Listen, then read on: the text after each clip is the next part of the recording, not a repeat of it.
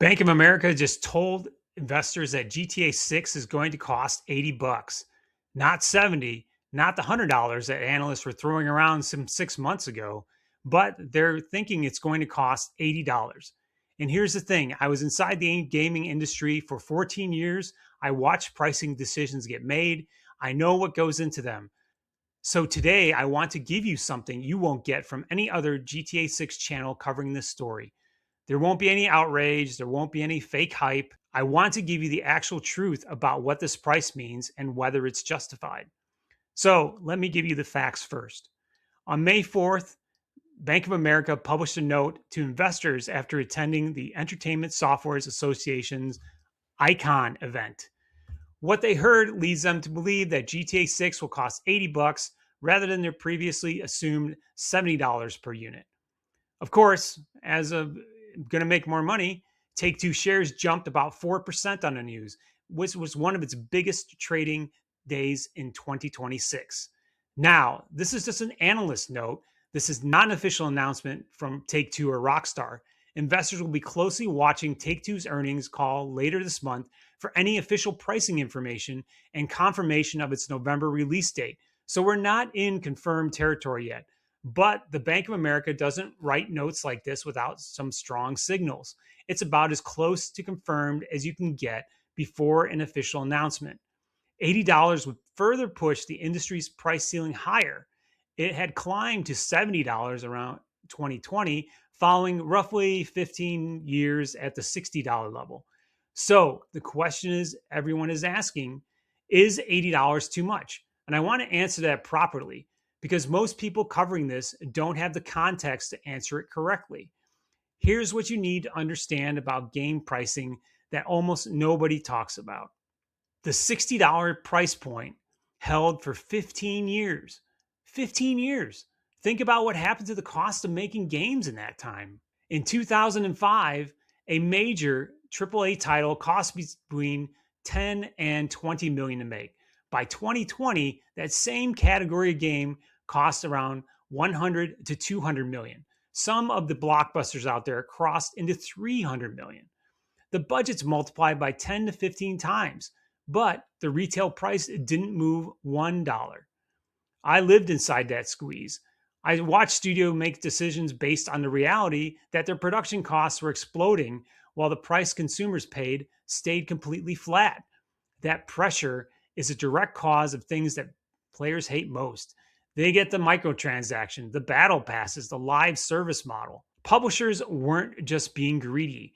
They were trying to close a gap that the $60 price ceiling created. So when the price moved to 70 bucks in 2020, that wasn't just a cash grab. That was 15 years of overdue correction landing all at once.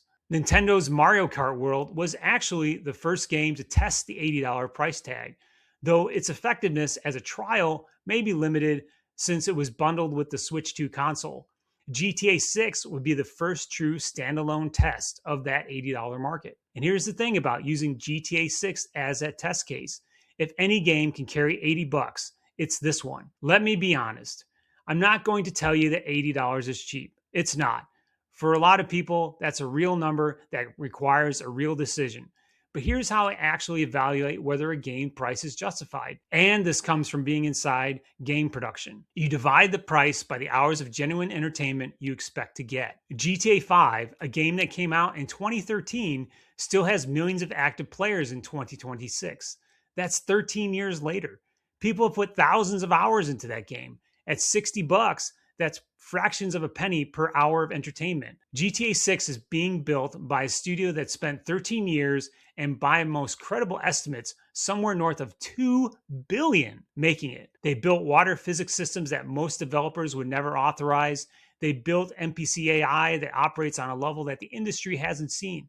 They built a living, breathing world designed to be inhabited for years. They know this of the demand of GTA 5. Given the demand for GTA 6, a follow-up 13 years in the making, industry speculation put the launch price as high as 100 bucks. So we'll take this at a discount. At 80 bucks, if this game delivers what the trailer suggests, and everything I know about Rockstar operates tells me it will, you're looking at one of the best value propositions in entertainment. Full stop.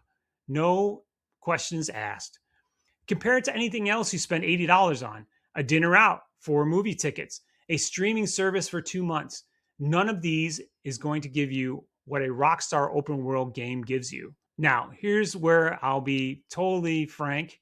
There is a legitimate concern that buried in this pricing story that I don't really want to gloss over. So, price points don't exist in isolation. When GTA 6 launches at 80 bucks, that becomes the new floor for every major title that follows. Call of Duty goes to $80. Assassin's Creed goes to $80.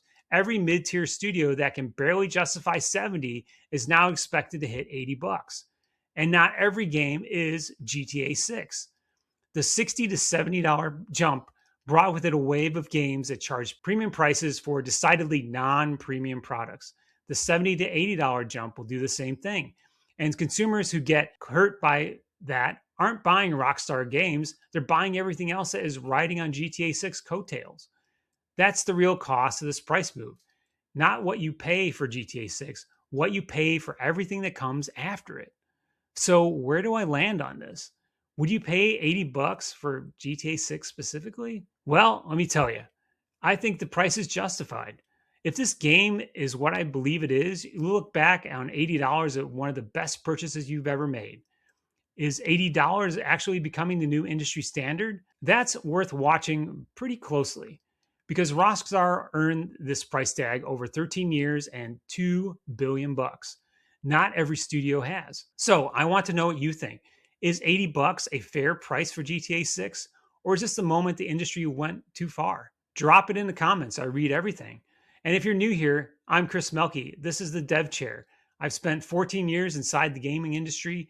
Now I'm spending all of it on the biggest game ever made. Subscribe and you'll get new videos every week. Thanks for watching, and I'll see you in the next one.